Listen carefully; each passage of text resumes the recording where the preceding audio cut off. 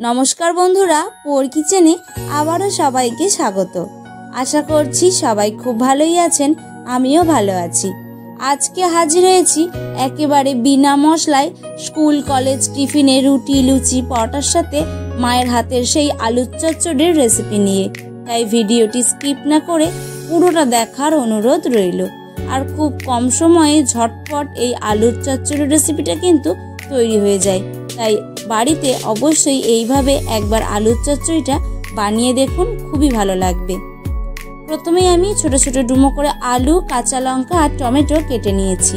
এবার কড়া বসিয়ে কড়ার মধ্যে সরষের তেল গরম করে নিয়ে ফোড়নে দেব কালো জিরে। আর এই পুরো রান্নাটা কিন্তু সরষের তেলেই করে নিলে এর স্বাদটা দ্বিগুণ হবে। কালো জিরের পর দিয়ে দিলাম চেরা কাঁচা লঙ্কা। এবার কালো জিরে আর কাঁচা লঙ্কাটাকে একটু নেড়ে চেড়ে নিয়ে দিয়ে দেব ডুমো করে কেটে রাখা আলু। এবার আলুগুলোকে বেশ ভালো করে হালকা লালচে করে ভেজে নেব। আমার চ্যানেলের এই রান্নাগুলো যদি আপনাদের ভালো লেগে থাকে তাহলে লাইক, কমেন্ট আর শেয়ার করে দেবেন।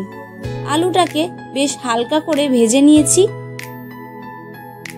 এখন দিয়ে দেব হলুদের গুঁড়ো আর দেব স্বাদমতো লবণ। এবার হলুদের গুঁড়ো আর লবণটাকেও দিয়ে বেশ ভালো করে আলুটাকে একেবারে লালচে করে ভেজে নেব।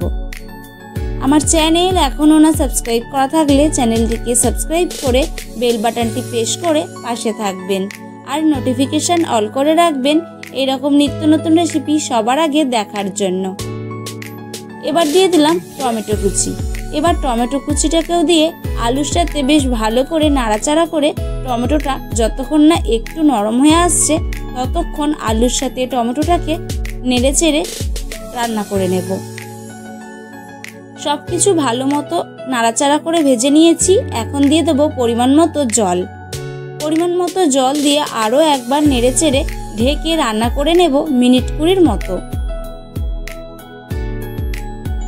মিনিট 20 পর ঢাকা খুলে দিয়েছি। তরকারিটা বেশ ভালো মতো ফুটে উঠেছে। এখন সব কিছু ভালো করে নেড়ে চেড়ে আলুগুলো ভালো মতোই সেদ্ধ হয়ে গেছে। তাই আলুগুলোকে আরও একটু খুন্তি দিয়ে এইভাবে একটু ভেঙে ভেঙে দিতে হবে যাতে এই তরকারির গ্রেভিটা একটু মোটা থিকনেসের হয়।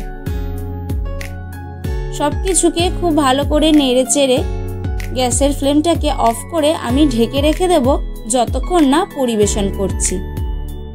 এরকম নিত্য নতুন রেসিপি দেখার জন্য চ্যানেলের নোটিফিকেশন অল করে রাখবেন যাতে আমি ভিডিও ছাড়লেই আপনারা সবার আগে দেখতে পারেন। আর এই আলুর চচ্চড়ি রেসিপিটা আপনারা রাতের ডিনারে বা স্কুল কলেজে যাওয়ার সময় টিফিনেও কিন্তু নিতে পারেন।